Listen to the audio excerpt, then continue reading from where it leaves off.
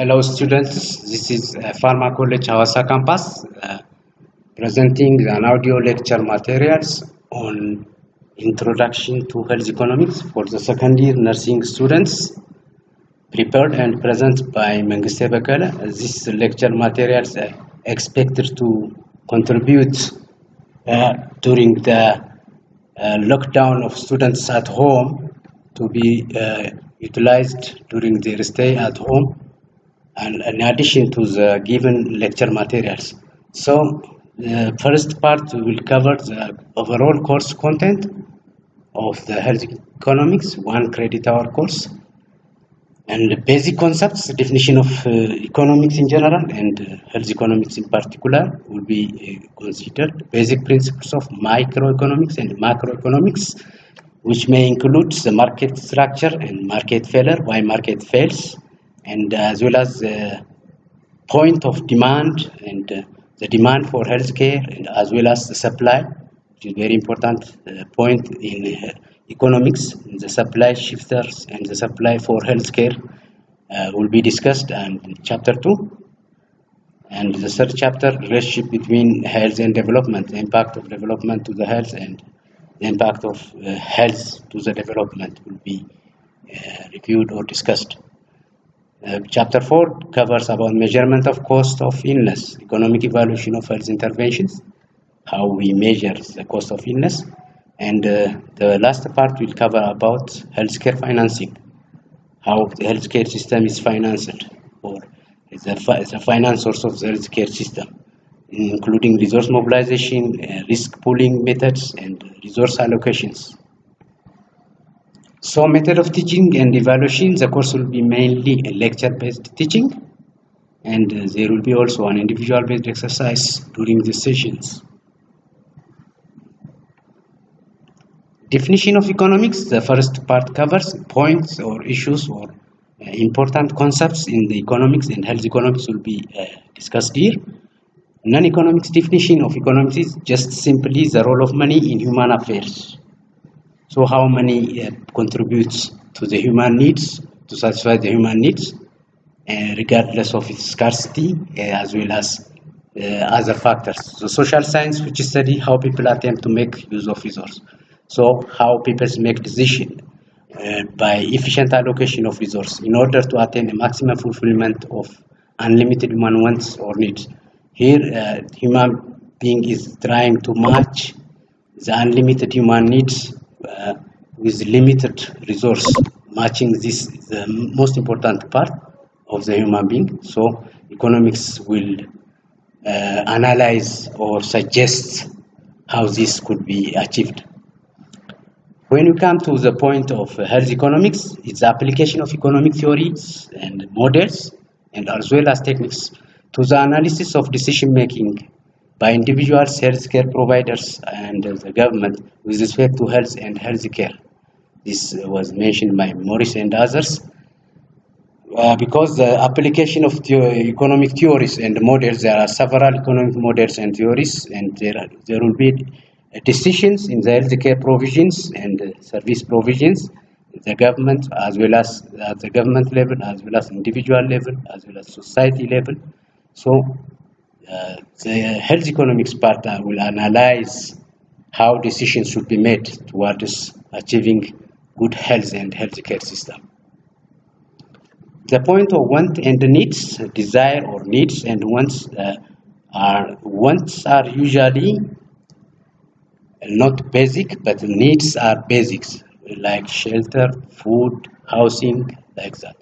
And want is extra interest of the human being, the extra interest of the human being, like not food, but burger like that when someone is preferred.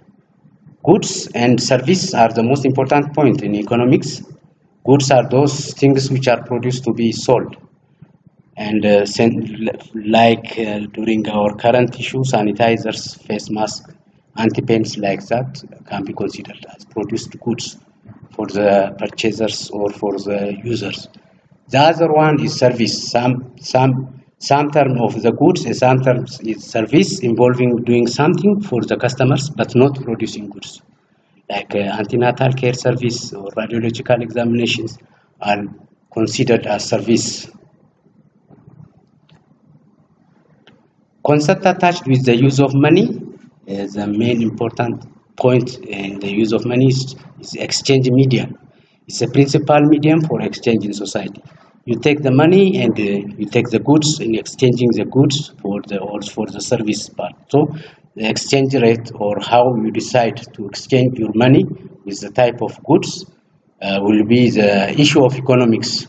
And the scarcity is the other point, although scarcity and choice are also the two important points related with exchange. We'll see them somewhat in detail. Scarcity is deficiency actually in the quantity and quality of available goods and service related to the quantity and quality desired. But scarcity does not mean that the good is rare, but it is rare because of the economic resources are unable to supply, either from the producer side or from the purchaser side, cannot be afforded. So during that time, if there is a discrepancy or differences of the balance between the supplied and the utilized materials, can create deficiency. Choice is the other important point. People are making choice always due to different factors. They choose from one good to the other. They may shift their interest from one good to the other due to the price factors, the taste factors, several other factors which will be discussed in detail further. Theories and economic models. There are a number of theories and economic models. For example, positive economics and normative economics are the two common economics models. And positive economics usually based on the facts and behavior in the economy. That means it considers how many teenagers are not employed, how many people earn more than 6,000 per month or per year, like that. This will be calculated, unemployment will be calculated based on the factors. Normative economics is just rather different. It's based on ethics and value judgments. When you say ethics and value judgment, here there is no any further factors to be analyzed and decide upon, but you decide on ethical or value or moral in moral terms. Like there is no simple right or wrong answer how the inflation should be, or whether society should be help poor people, or how much the nation should spend on defense. The questions are best resolved by political or philosophical or ethical terms. So, how many police the country should have, how many nurses the country should have, should be based on the other political decisions or ethical decisions or some humanity decisions due to humanity decisions. Other classification of economics, macroeconomics and microeconomics, the two terms used in the economy. Macroeconomics concerns the behavior of the economy as a whole, or with the broad aggregate of economic life. The in broad terms, or in one country's national product or gross national product, which was produced during the fiscal year in that particular country, and the loaning capacity of the banks, like at macro levels. Microeconomics deal with individual price and quantities. Issues are individual levels, or manufacturing, which manufacturing sector, the textile manufacturing sector, how the economics works, and the service sector, how it works, and other sectors individually, micro level will be analyzed. But the macroeconomic concerned with the national level, or the gross terms, the aggregate terms. The role of demand and supply. The two important terms in economics is demand and supply. When you say demand and supply, the demand part is determined that quantity purchased of good or service inversely related to the price if all other things are kept equal. This means that people are demanding based on the given price of that particular material or item. So, the more the price increases, the demand or the purchasers, number of purchasers will decrease. So it is inversely related. Whenever there is the low price, there will be high demand. Whenever there is high price, there will be low demand. So if all other things being equal. If all other things means other things, we may say other things, the taste preference, the change in the taste, the availability of substitute materials, like that. So the law of demand says that a purchased good or service is inversely related to the price. So as the price increases, the demand decreases, or as the supplies decreases, as the price decreases, the purchasing or the number of purchasers or the demand part increase. So here is a graph showing that the law of demand, the negative slope graph, it shows that the demand curve, it's called the demand curve, and the vertical axis or the vertical line is mentioning about the price increasing from 2 to 3, while the horizontal line is about the quantity demanded. So the line which created from the vertical and horizontal line is suggesting as the demand, as the price of items decrease, the number to be purchased is increasing. So the negative slope or the downward slope showing that the demand curve. This is a natural demand curve. So price change leads to the quantity demand changes, represented by movements along the demand curve. Inverse relationship between price and quantity demand gives rise to the downward slope, or as you have mentioned, as you have seen here, the downward slope is the demand curve. So demand schedule and demand curve. The curve is the line which is produced for each particular price. The number of demand existed demand creates that curve. But demand schedule is a table showing the various quantity of goods or services that will be demanded at various price. So at different price, there will be different level of demand. So this, when it presents with table, it is called demand schedule. When it is present like the previous graph, it is called a demand curve. So indicates the number of units of goods or service that consumer will buy at various price at a given time. So as the price increases, the demand decreases, and as the price decreases, the demand increases. This will be reflected by the demand curve. And when we put the number of demanded for each particular price side by side, that will be called the demand schedule when it is presented by table. The demand curve for internet time, for example, here, the internet time in millions of hours and the price per hour. As the price increased from $1.05 to $1.55, the demand for it decreases from 9 million, which is the cheapest. 9 million hours will be utilized if the price is 1.10 cents dollar.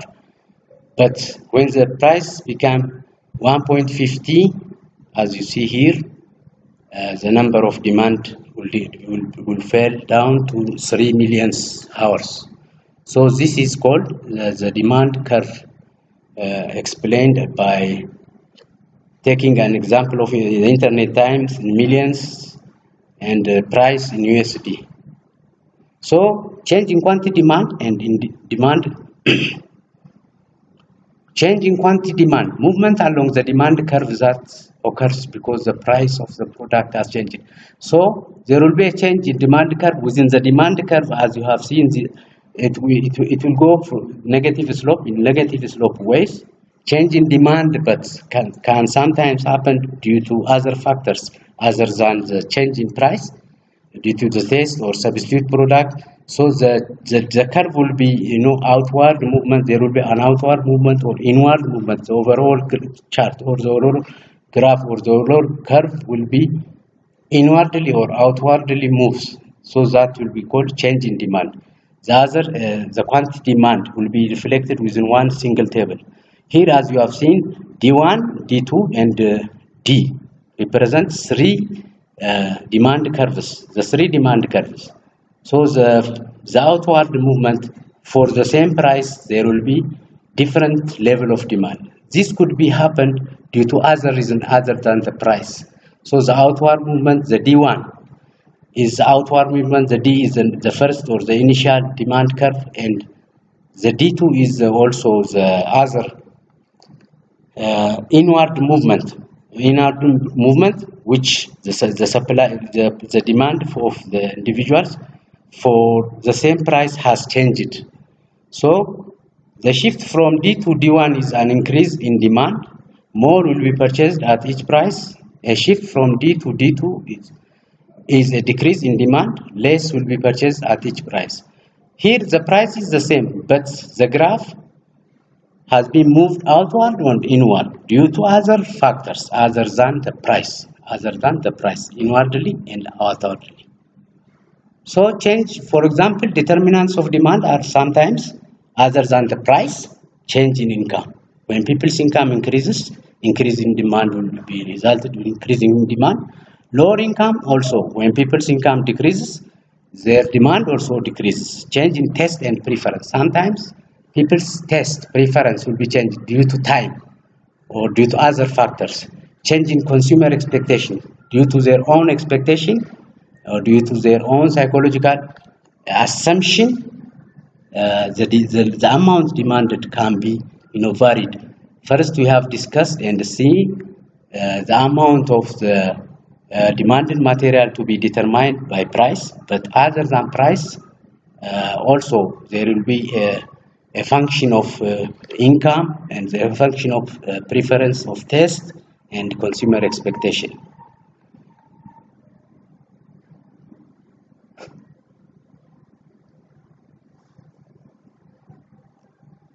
So demand summary. Demand is a function of own price, income, price of the other good, and taste.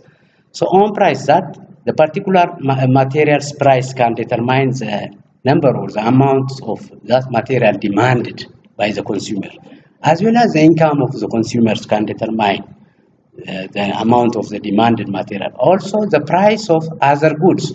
These goods can be as a substitute, which can be utilized in place of the first good.